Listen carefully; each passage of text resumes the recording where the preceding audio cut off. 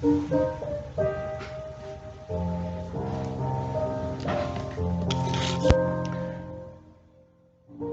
continue in this series, Jesus, the Great Equalizer. This is the third part, which is entitled One in Christ. We read our scripture this morning from Philippians chapter 3, verse 1 to 11. We wouldn't read the scripture now, but so those of you who hadn't had the opportunity to read the scripture, you can do it in your own convenience. But we're going to read the text this morning, which is taken from the book of Galatians, chapter 3, verse 28. There is neither Jew nor Gentile, neither slave nor free, nor is there male and female, for you all are one in Christ.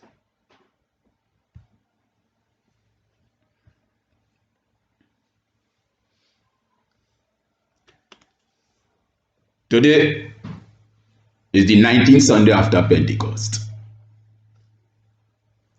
and it is the 28th Sunday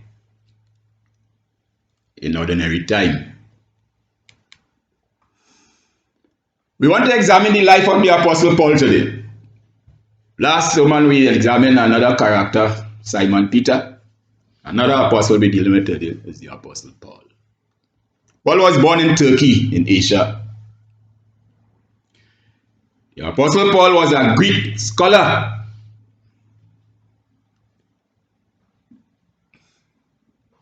He was also a Roman citizen. Paul was a member of the Sanhedrin Council. That is the Jewish lawmaking body. Paul was a Pharisee of the Pharisees. He was circumcised the 8th day. He was of the tribe of Benjamin. He was a Hebrew of the Hebrews. Colorful character. Paul, in addition to this big long list of achievements, he was also given a divine mandate.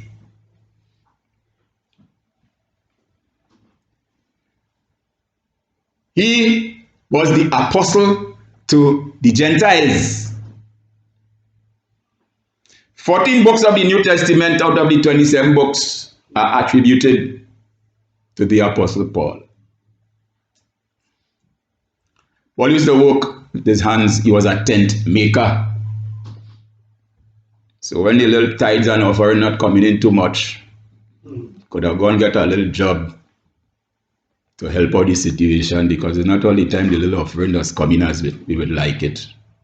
Sometimes you have to go and work. Remember at one time he said, if you don't want to work in the church, don't eat. Paul had another credential attached to his name. God called him the great persecutor.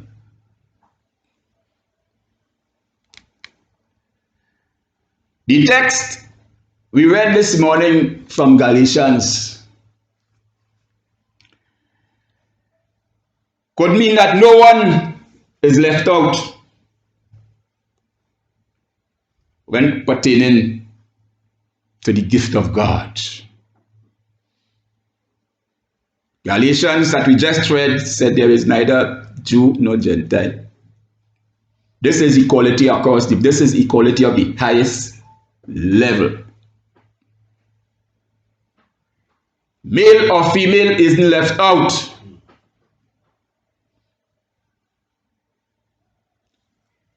Slave owner, slave master isn't left out. We are one. This was written over 2,000 years ago. So apparently, 2,000 years ago, it's not everybody was recognized as equal since 2,000 years ago. And that is the reason why Paul had to write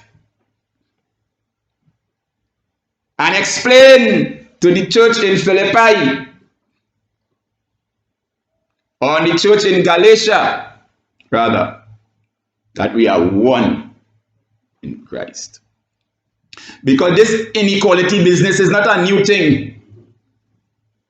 What we see in 2020 or from 2016 to 2020, some of you feel that is the only time this inequality and racism and discrimination and no Lord is the boundary. The world has always been experiencing discrimination, inequality, racism, nationality, gender differences, and gender discrimination and age discrimination.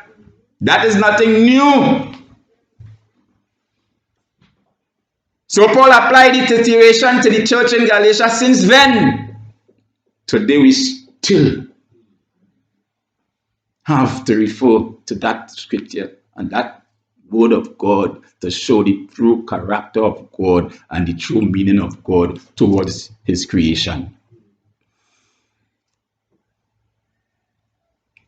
I am employed with CUNY, RF CUNY. That is in the school that I attend.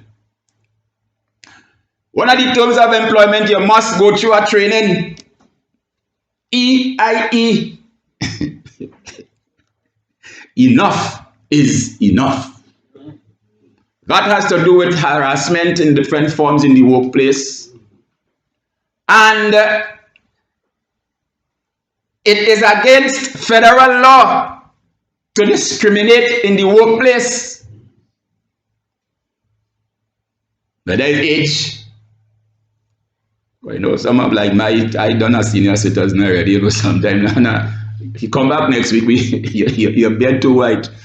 I don't think we could take you because you wouldn't bring much value to the job because you're an old man, you're a senior citizen. That is discrimination. Gender, well, that is a big thing today. Just this week they had the what call it, the coming out business coming out event. So the coming out have a long list of alphabetical letters in the uppercase LGBTQIA plus T.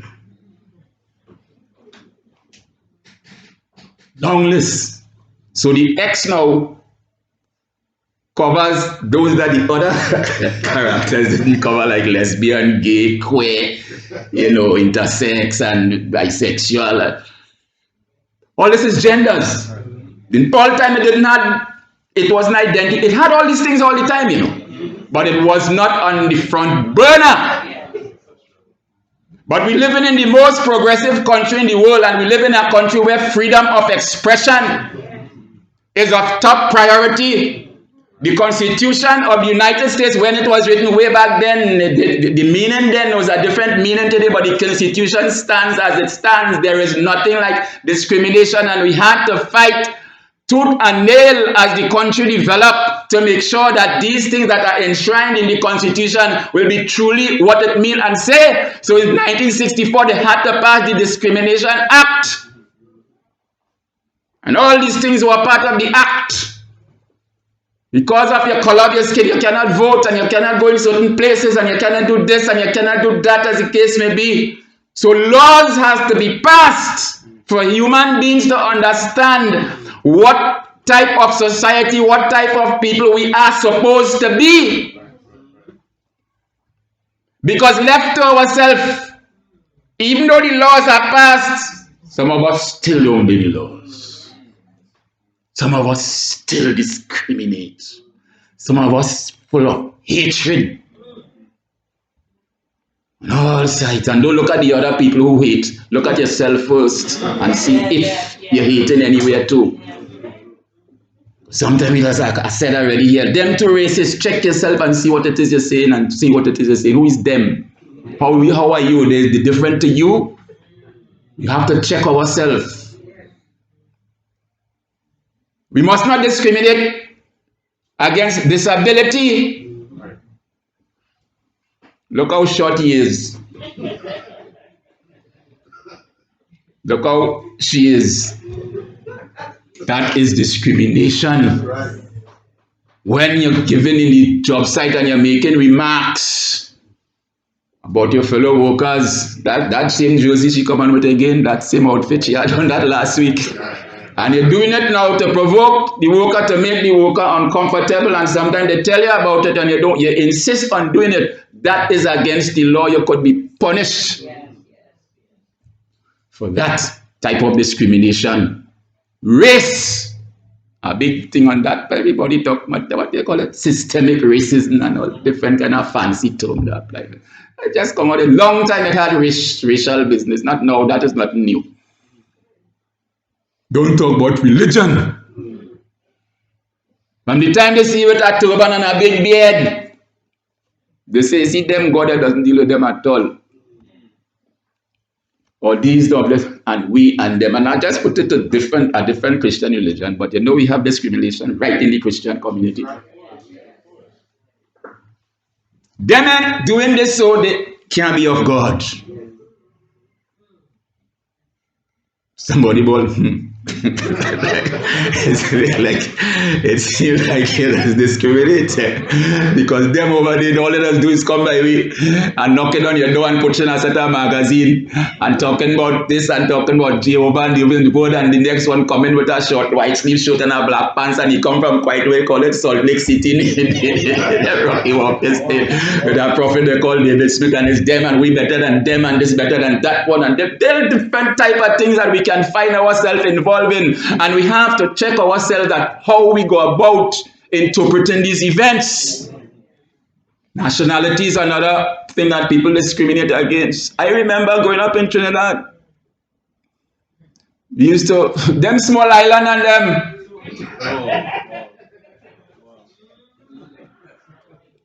come from Grenada, St. Vincent. Oh, is that your kitchen? I will call immigration for you. Sometimes I think immigration was offering a little money for people illegally. This thing not new, you know. All these things that we see today is not new, you know. Check back in your own country and see how the Bajans don't like the Trinidadians. Go and check back. We're talking about, no, this is practical thing we're talking about. This thing is deep within us. And we have to examine ourselves very closely to see how we interpreting and unfolding these things in our daily lives. We must go back to way back when.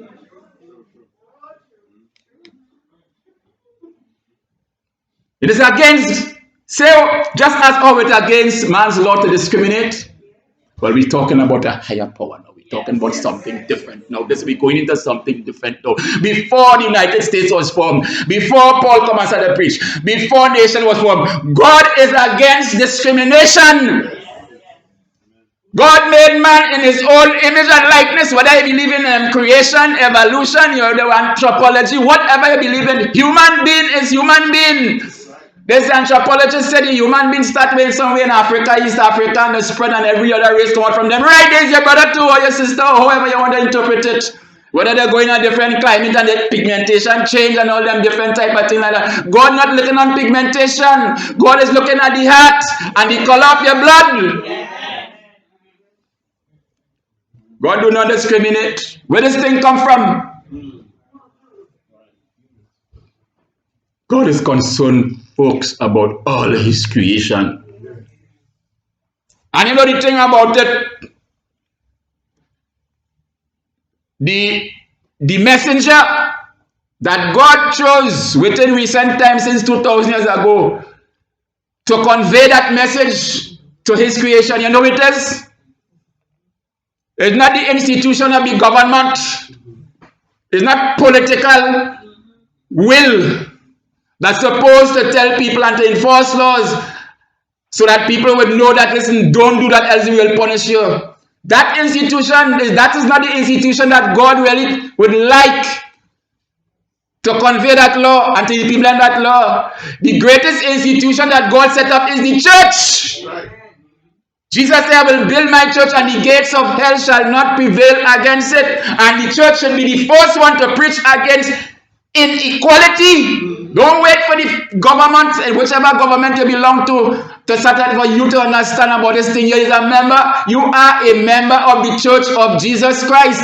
And you have a set rules and regulation to follow. You're supposed to be the one to tell people, listen, do not discriminate against this for these type of reasons that we have mentioned. But it seems to me like the church is waiting for the secular government to set standards for us. But that don't work. Because the law is there and the law is always there. But the law do not have the power to cause you to implement it. The law is made there, but we seem bent on breaking laws. Some people don't even mind. All right, charge me $50 for not wearing my mask or for another. I will pay the $50. All right, I will drive over 50 miles per hour. I know it's at 25 miles per hour. I will pay the money. I will make the jail. Suspend my license. I will keep on driving again. That is something in human beings. We do not have the power to keep the laws. That is bad news. Because we are unable, we are not capable of doing the things that we would like to do. The same Apostle Paul said, oh God, I find out something inside of me that when I want to do good, but that evil is always present. Lord have mercy when we examine the condition of human beings. I'm talking about human beings, whether you're Pentecost, Baptist, 7 days, Muslim. I'm talking about human beings. The reason why we have so much of mosques and churches and temples is because human beings see the need of a firepower to help them, to help us with these type of things that we have in us that we do not like, but we just cannot help ourselves. We must hate, we must be bitter, we must be revengeful, we must have wrath. We don't like it, but yes, this is what to do because we have to do it. We are compelled to do it because we all have this virus in us. We cannot help ourselves. And that is our problem. Today we're talking about Corona and we don't have a Corona. Your situation is worse than Corona, COVID-19. That is joke. Just how we will find something for that. COVID-19. Just come up a little, we can't even see it. And that is a big problem to us. But our problem is deeper than that, folks. Than coronavirus. That's bad news. And every day you turn on the TV. I was telling somebody last night, I don't watch news here in America too much, you know. But we down here just watch the news. I say that is all they down. They all sit down in the TV by what? MSNBC and whole days repeating, and they all could sit down. And even here in the United States, some people do that too. They sit down in front of the TV and it's one and they replaying and there's one news playing over 24 hours. So when you get up, you hardly can eat your food because your stomach turn up because this is there and that happened and the fire in California is there and they shoot somebody again and another one get this again and they kill somebody and a house burned down in New Jersey again. And you sit down there and you absorbing all them things. That enough is enough. Watch the weather news and get up and turn on the TV and move on. Select the pertinent thing that is good for you because you're living in a society and you've got to know what it is going on. So select the little things, few things and try to, interpret it and try to see how best you could navigate when you have to leave and go out the street in the morning. And forget the TV and the news and the this and the that and it clouds your memory and it makes you lose your focus and make you off balance. So like I said, that's not from the time you get up, there's a little breakfast that you want that you can't eat it because your stomach turn up. Bad news. It happened in Paul. That's why Paul had to write back the letter to the church in Galatia and tell them about because if you observe the scripture that we read this morning, Paul used some strong words in Philippians. He called people dogs, Sister, like you call somebody dog recently. Why you laughing like that? But no, this is the type of language that Paul used. Dogs. And they are the people who come into the church and want to infiltrate the church of Jesus Christ and bring in a doctrine that Jesus Christ never meant to be inside the church, because they are coming and telling the Christian, if you do not circumcise and keep the law of Moses, you cannot be saved and God wouldn't accept you. That is not the churches that you must be circumcised and keep the law in order for you to be a good Christian. Who tell them that? Probably James and Simon Peter. Yeah, that's the thing Simon and James was preaching. Circumcision. Now come on, we're talking about practical things that happen in the development of the church. The church is a place that we have to keep evolving and we have to keep going to Christ to get to understand the fullness. That is why this man had to cry, oh, that I may know him and the power of his resurrection. Because if you don't come to the resurrected Christ to interpret events and to understand things, how you should carry about this Christian life, you're in bad business, folks. People would not be, you're not be. First of all, your world will get fed up because things not working out for you between you and your God. That relationship is not good because you have certain things in you that you don't like, because you're still telling people about don't eat this and don't eat that and don't wear this and don't wear that. And you're telling people all different type. And if you do this thing, you're not a Christian. Paul said this thing have to stop. Because all that thing all they're talking about, I am a person, I was the master and I was the best person. With that type of qualification you're talking about, you read the qualification in the scripture, and then I read out so many things of Paul's qualification this morning. Man is a Greek scholar, could speak Greek, fluent, write Greek. He and a Roman citizen. He's circumcised the 8th day in the Jewish thing. Is the 8th day you had to circumcise your children from way back when. Of the tribe of Benjamin, he knew his tribe. He says he's a Hebrew of the Hebrews, a Pharisee of the Pharisees. He said concerning zeal, concerning the law, I was blameless. I keep every aspect of the law. And in addition to that, concerning my zeal was to persecute the church, because I'm a true Jew. I'm a Hebrew of the Hebrews, and nothing else is make matters, because when you is a true Hebrew, that is the only type of people God will accept. Who tell he that? He met a real Hebrew on the road to Damascus, and when the light blinded him, he get to realize that if any man in Christ now is a new creature.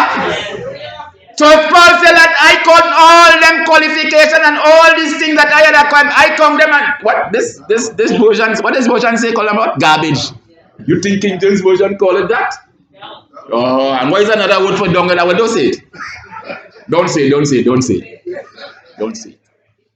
Right? We understand, we get the picture. He said all these things, there's nothing to me. Because these things are only qualification for here to be seen in the eyes of humankind. That you achieve this and you achieve that, and yes, you're a big time rabbi, you're this, and you're walking around and you're beating your chest in front of men and saying, yes, I have reached where I'm going. But when you come to Jesus, you're no starter. Because unless you humble yourself like a little child, you can no way enter into this. You can't even see, much less to enter. You have to forget all those big time qualifications and all those different things that you have and everything that you have when to gain the excellency that is in Jesus Christ. So you will sit down at the feet of Jesus now and only crying, and you're wiping it with your tears, and you're wiping it because you know why? I want to learn, Master. I want to know something with you, because Jesus, this kind of doctrine that you preach and you're showing people about this inequality, Lord, I want you to help me with that, please, Jesus, because even though I see you demonstrate with the woman at the well that you come for one and you come for all, and you show Peter, well, oh God, kill and eat because, but Lord, you know, I still have it. I still have it in me, Lord. Lord, I want you to help me, please. Saints of God, this is the reason why we come to the altar. This is why we come to the mediator of the new covenant, Jesus of Nazareth, the King of the Jews, the great equalizer. You cannot do it for yourself. There is hope. Jesus is the fixer. Folks, saints of God, have to keep repeating, examine yourself. We have to examine ourselves to see whether we are in the faith or not, whether we are practicing the principles of Jesus Christ, and not to be taken up with all the hype that they see taking place, and this one night matter and that one night matter and all life matter and the other one and this and all different type of slang, which will just finish just now. Next year it will finish. Another slang will come up again. But the slang that have to keep insisting and keep repeating yourself that in Christ there is neither Jew nor Gentile. Interpret it into this language. In Paul time he interpreted as Jew and Gentile. Today you could interpret it into color, race, nationality. In Christ, there is none of these things. There is none of these things. Because from the time you come to know Him, whom to know is life eternal, your whole life, your life take on a different approach now. You see, we had a presentation this morning, a short, what do you call it? Missionary presentation. The greatest missionary that passed is the Apostle Paul. You know why? He had the ability to go in the regions beyond. He could have gone by people who was of a different religion, a different nationality, a different gender, a different color. That wasn't that is that time too. But God used him to go into all these regions to spread the gospel. And it's because of Paul we are where we are today. Left for Peter and James in that church of Jerusalem, that church would have still been, I don't know if it would have still exist. You hear? Because as far as they're concerned, Jerusalem is the place for worship, and we are Jews, and we are the real thing. So we're sitting down here in Jerusalem, and everybody have to come to us. No, sir! You have to go to the people wherever they are. Some of you never hear about Burkina Faso. Never hear about Burkina Faso in Africa. Or the Congo, Democratic Republic of the Congo. You have to go in this region, whether what color you are, and when they reach and they stone you, they say, now let me eat this man. Because they're practicing, they just eat humans there. You go again. Send the missionary that will be so passionate about missions. Send them, because this gospel has to be spread throughout the face of the whole earth, regardless of language, regardless of color, regardless of nationality. The gospel of Jesus Christ is the answer to all mankind. Right. And this is the message that we are supposed to be preaching in the church. And this is the message that your servant, Reverend Frankie Mapp, is preaching to you today, that we are one in Christ. Will you allow Christ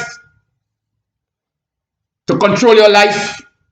Will you allow Christ to give you the power and the strength and the courage to face up to your fellow humans, to say, listen, that what you are coming by me with, I do not subscribe to that. I believe in the human race, and the gospel that I preach for everybody. I have no discrimination. So the helpless person and the person with the drug addict at the corner, same speed is for everybody. And don't let anybody get you involved in what is taking place.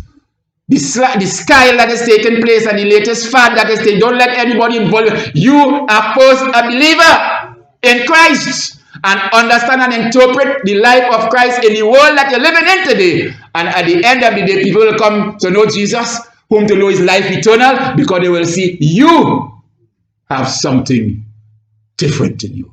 Saints of God, we are one in Christ.